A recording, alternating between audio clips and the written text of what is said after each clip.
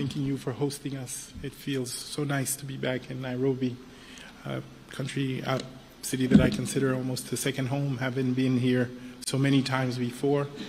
But let me also thank you for your vision, for your leadership, and for your commitment.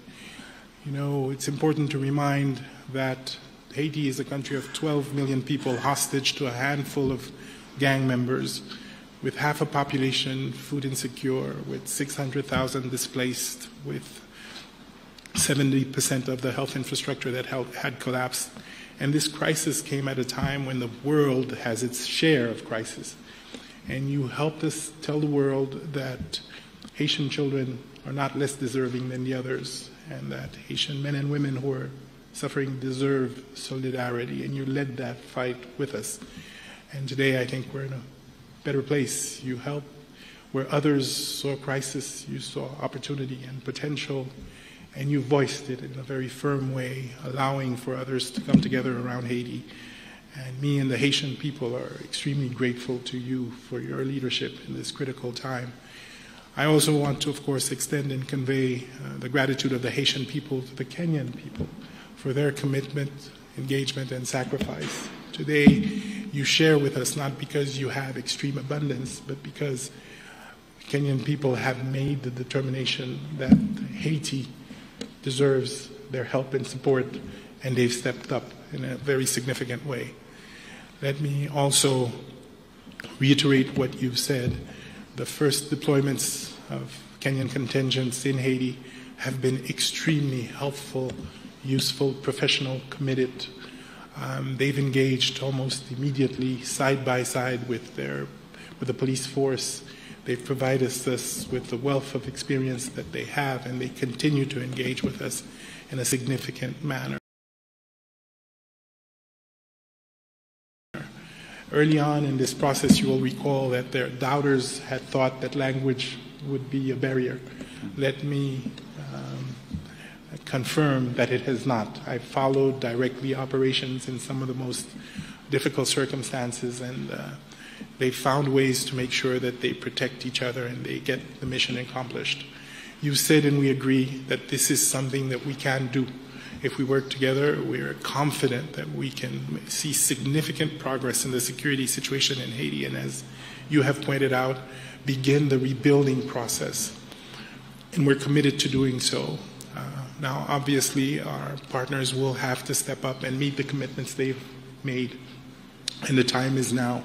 There is a sense of urgency. The progress that we're seeing is contingent on us continuing to provide the Haitian people with the relief that is desperately needed. And of course, that will only happen if the many commitments that were made by the international community actually materialized. So I'm also here to make a plea to our friends from other countries to come back to the commitments they've made, and to ensure that as urgently as possible, they're able to make sure that the mission is fully funded. They're able to make sure that the police force and the contingent from Kenya have the resources they need to be able to be fully operational, and that already we're looking at the consolidation and the early recovery and the investments that are necessary to rebuild the schools, the health institutions that will sustain whatever progress we made. I can quote here the commander of the Kenyan troops in Haiti, with which I have regular meetings, when he tells me, Prime Minister, this is winnable. This is winnable. And that, of course, has inspired us all. In the next few days and weeks, we will continue to build on this progress. We've established an electoral council that will be installed. We've been able to reopen our schools. We're seeing progress in the security front as well. Obviously, the gangs are reorganizing to make it more difficult, but we're ready and we'll be steadfast. We're using our assets more effectively. We're looking at new relationships with others who may be willing to engage. We're going to see how we provide a more integrated approach solution, which would include disarmament, which would include better communication, which will include all the integrated and well thought through interventions that are usually required to address these kinds of security situations. But obviously, an effective repressive force will continue to be an essential component of that. And let me tell you that just last week, we had this incredible violent event led by a gang in the northern part of Port-au-Prince.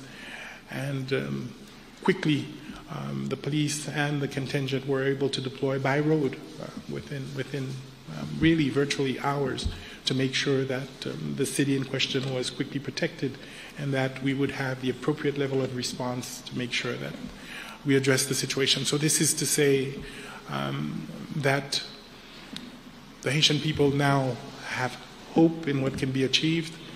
It is, of course, a cautious optimism. They will expect us to do more, and they deserve more. They've suffered now for months. Hundreds of thousands still cannot go home. The infrastructure needs to be rebuilt very quickly, but they trust that the government and its partners are doing the right things, and of course, with the presence of the force, they can start to see a light at the end of the tunnel, and that I think we need to build on as quickly as possible. So again, thank you, Excellency, and please do convey through you our gratitude to the Kenyan people for that act of solidarity. And I can tell you that it will not be lost. Thank you very much. With your permission, we'll take a few questions. Members of the press, if we may start with your name, the media house you represent. Now let's stick to one question so that we may open up.